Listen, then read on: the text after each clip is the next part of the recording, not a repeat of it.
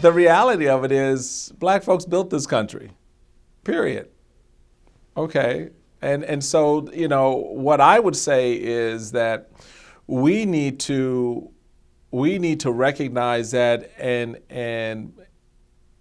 rebirth that in our DNA, and in such a way that is empowering and moves us beyond the stereotypes that have arisen since the 1960s.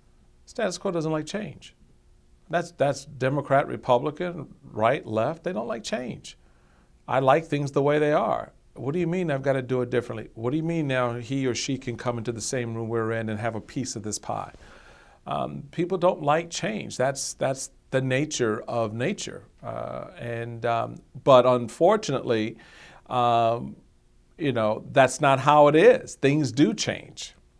And people react to that differently. Some people want to lead the charge in change, and other people want to resist it by any means necessary.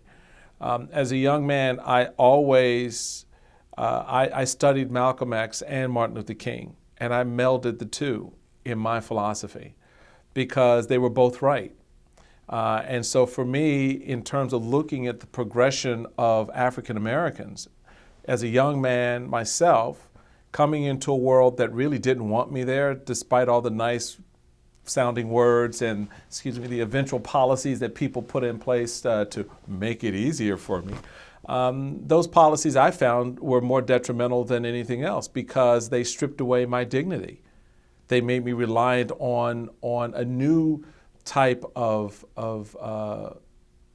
addiction, handouts, programs, government institutions that told me at every turn, don't worry about it.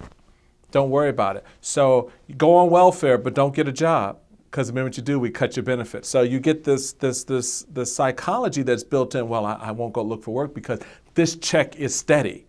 I got to go now and compete and fight for a job, and if I do that, then I lose. And we've seen the stories, and the press has reported on those stories. So I look at the philosophies of these two men, and I see, we want to achieve civil rights by any means necessary. We want to progress and advance our cause by any means necessary. In other words, I'm willing to go peacefully into that good night. But the minute you start to come at me the wrong way, I will push back. I will achieve my goal by any means necessary. And I think that's got to be the attitude of the post-civil rights community in the face of a lot of the institutionalized vestiges of racism that still exist.